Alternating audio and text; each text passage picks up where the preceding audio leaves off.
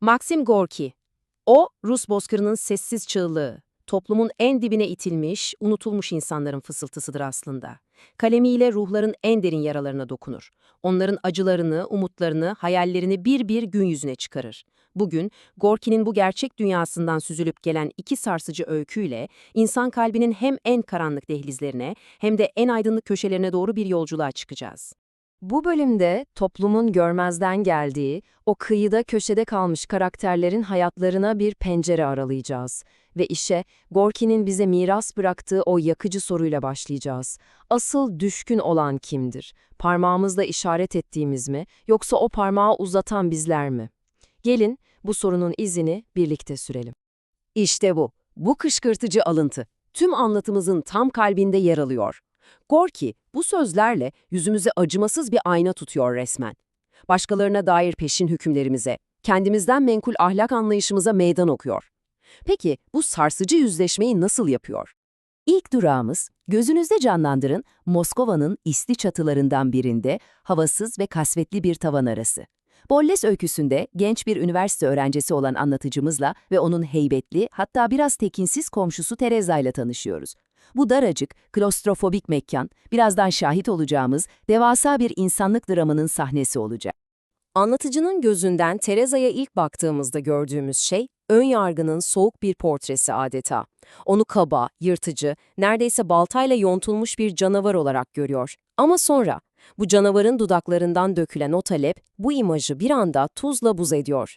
Yüzünde yalvaran, neredeyse çocuksu bir ifadeyle memleketine bir mektup yazdırmak istiyor. İşte bu keskin karşıtlık, hikayenin ilk ve en önemli düğümünü atıyor. Ve mektubun içeriği. İşte o an anlatıcının şaşkınlığı bir şoka dönüşüyor.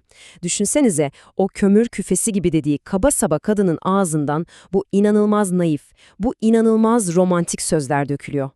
Mahzun Kumru'nun Teresa. Anlatıcının zihninde iki farklı Teresa çarpışıyor. Gördüğü o devasa, sert kadın ve duyduğu bu narin, bu kırılgan ruh. Bu nasıl mümkün olabilir ki? Anlatıcımızın aklı fena halde karışmış durumda tabii. Ama belki biraz meraktan, belki de acıdığı için mektupları yazmayı kabul ediyor. Ancak durun, işler daha yeni başlıyor, hatta daha da garipleşiyor. Teresa bu kez ondan sanki hayali sevgilisi Boles'ten geliyormuş gibi kendisine bir cevap mektubu yazmasını istiyor. Ve böylece gerçekle hayalin iç içe geçtiği, mürekkep ve gözyaşıyla yazılan tuhaf bir oyun başlıyor.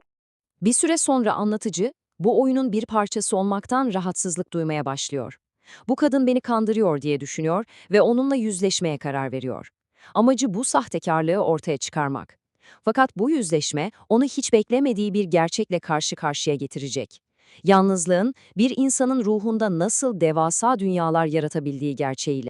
Hikayenin tam da bu kırılma anında sadece anlatıcının değil, hepimizin aklında tek bir soru beliriyor, değil mi? Peki ama bu gizemli Boles de kim? Teresa'nın bu kadar tutkuyla, bu kadar umutla sarıldığı bu adamın sırrı ne? Ve cevap, en beklenmedik yerden, Teresa'nın titreyen dudaklarından bir itiraf gibi dökülüyor. İşte bu, hikayenin en sarsıcı, en yürek burkan anı. Boles diye biri, aslında hiç var olmamış. İşte o acı gerçek, Teresa, ruhunu kemiren o korkunç yalnızlıkla başa çıkabilmek için kendine bir sığınak, bir sevgili icat etmiş. Bu hayali aşkı, anlattığı yalanlarla, yazdırdığı mektuplarla besleyerek onu kendi zihninin tek gerçeği haline getirmiş. O mektuplar onun için sadece kağıt parçaları değil, hayır. Onlar, var olmayan bir sevgiyle hayata tutunma çabası, karanlıktaki tek ışığı. Şimdi Teresa'nın hayal gücüyle inşa ettiği o klostrofobik, o kederli dünyadan usulca uzaklaşalım. O kasvetli çatı katını ve onun yalnız sakinini arkamızda bırakıyoruz. Ve Gorki'nin usta kalemiyle adeta denizin gülümsediği engin bir kıyıya, tuz ve rüzgar kokan bambaşka bir dünyaya adım atıyoruz.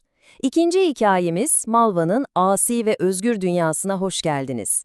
Malva'da Gorki bizi alıp güneşin teni yaktığı, rüzgarın saçları savurduğu bir sahil kenarına, ilkel ve vahşi tutkuların, dizginlenemez bir özgürlük arzusunun tam ortasına fırlatıyor. Hikayenin merkezindeki gerilim, bu üç karakterin çarpışan dünyalarından doğuyor. Bir yanda baba Vasili, o toprağı geride bırakıp denizin kaygısız özgürlüğünü seçmiş ve bunu sevgilisi Malva ile sürdürmek istiyor. Karşısındaysa oğlu Yakov var. O, köklerine, toprağa bağlı. Tek hayali para kazanıp ait olduğu yere dönmek. Ve bu iki erkeğin, bu iki dünyanın tam ortasında deniz gibi vahşi, deniz gibi özgür, kimseye ait olmak istemeyen Malva duruyor. İşte Malva'nın hayat felsefesi bu sözlerde saklı. O, kendini toplumsal kuralların değil, doğanın bir parçası olarak görüyor. Bir martı kadar özgür, dalgalar kadar asi. Onun için bağımsızlık bir tercih değil, nefes almak kadar temel bir varoluş biçimi. Fakat Yakov'un gelişi, baba ve Malva arasındaki bu kırılgan dengeyi bir anda paramparça ediyor. Yakov'un varlığıyla birlikte, Malva'nın tutkulu kalbi için babayla oğul arasında alevlenen tehlikeli bir rekabet ateşleniyor. Yakov'u bir düşünün. Hayatı boyunca toprağın ve kuralların dünyasında yaşamış. Malva'da ise hiç tanımadığı, dizginlenemez, neredeyse korkutucu bir özgürlük görüyor ve bu vahşi cazibeye anında kapılıveriyor. Babasının sevgilisine duyduğu bu yasak arzu, kaçınılmaz bir fırtınanın habercisi tabii ki. Peki Vasili ne yapıyor? Hem oğlunu hem de Malva üzerindeki kontrolünü kaybetmekten korkuyor ve bu korku, bu güvensizlik onu Malva'yı tehdit etmeye itiyor. Bu sözler onun gücünün değil, aslında çaresizliğinin ve korkusunun bir feryadı gibi. İşte tam bu gerilimli anda hikayenin kışkırtıcısı serseri Sercoşka sahneye çıkıyor ve Malva'ya zehirli bir fikir sunuyor. Sırf eğlence olsun diye baba ile oğlu birbirine düşürmek. Bu sadece bir oyun teklifi değil, insan ruhuyla oynanan tehlikeli ve acımasız bir plan. Peki, şimdi bir duralım. Biri tavan arasında hapsolmuş, diğeri denizin enginliğinde kaybolmuş. Birbirinden bu kadar farklı görünen bu iki kadın, bu iki hikaye bize insan olmanın en temel gerçeği hakkında ne anlatıyor olabilir? Gelin bu iki dünyayı, bu iki kaderi birleştirelim. Aslında iki kadının da mücadelesi temelde aynı. Kendi gerçekliklerini yaratma ve ne pahasına olursa olsun onu koruma savaşı. Teresa bu savaşı dört duvar arasında, iç dünyasında hayali bir sevgili yaratarak veriyor.